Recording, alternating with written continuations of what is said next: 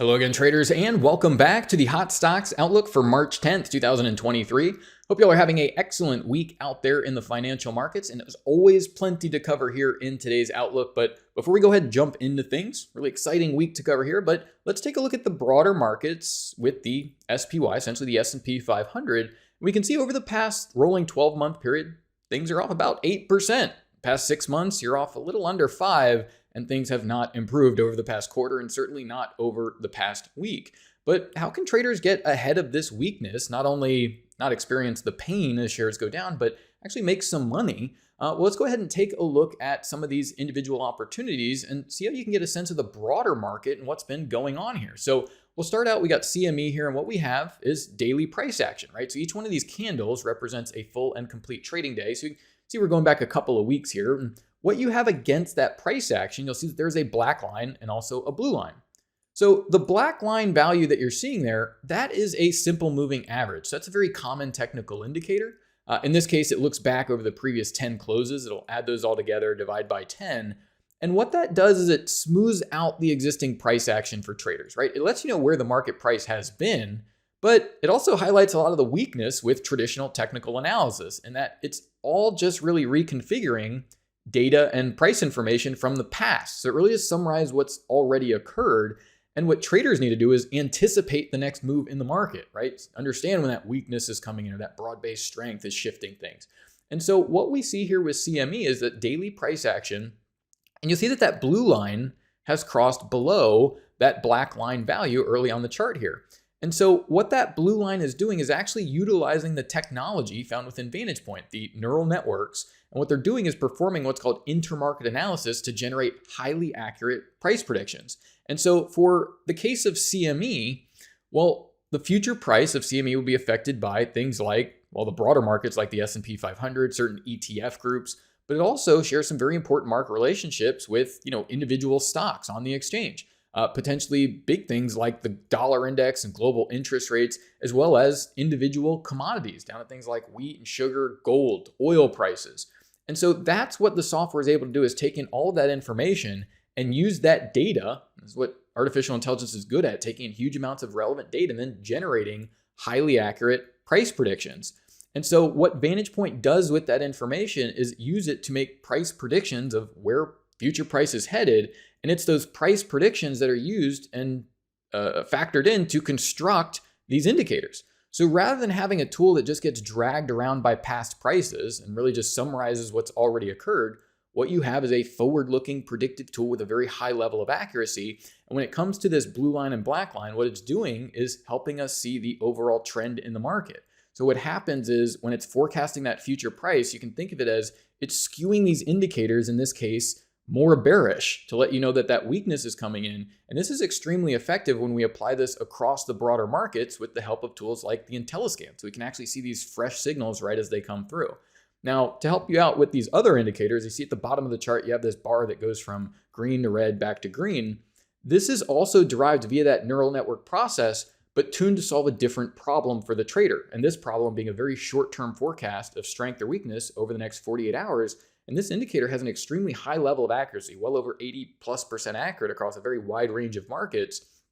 And we can see that when we get that overall signal of trend direction, the overall trend is down, that neural index will get bullish. You may have some subsequent higher highs over the next 48 hours of price action. But as that neural index turns bullish, and you see that the blue line never crossed above the black line. And so we've seen this decline, but it's not just here in CME.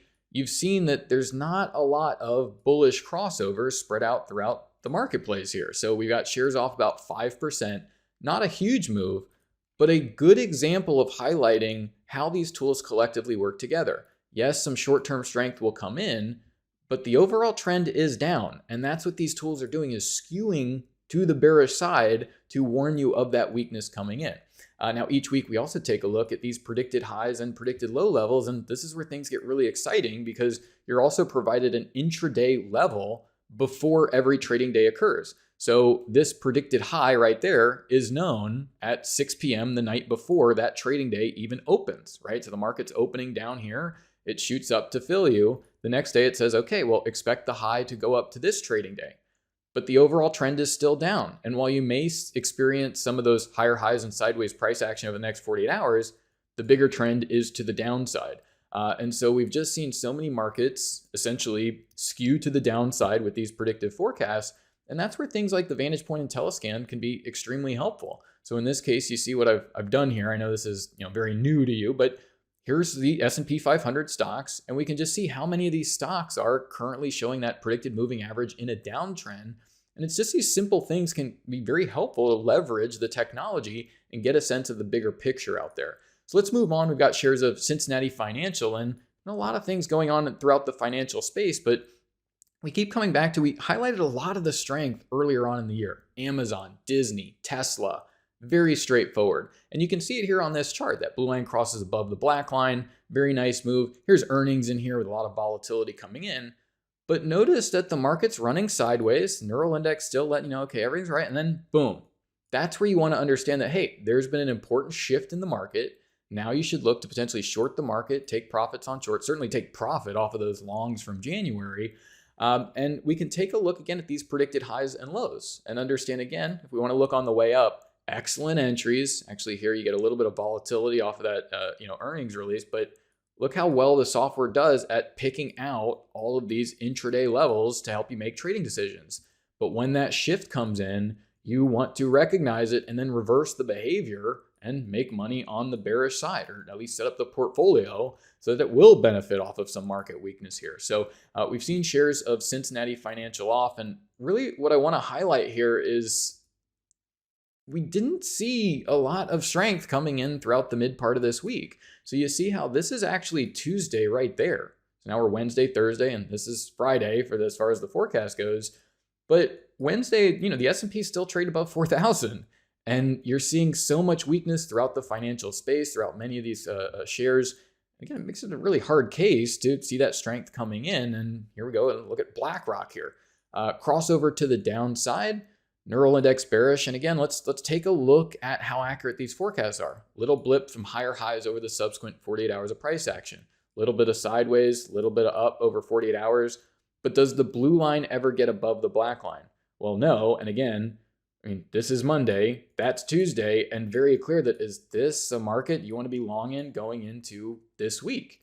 And so we've seen some weakness. We're seeing volatility pick up, but this is why over the past several weeks, we've been highlighting all of the bearish forecasts because you want to have some things in the portfolio that will benefit from this. So here you see BlackRock off about 13% in the past 23 trading days. Not a great sign for the broader market.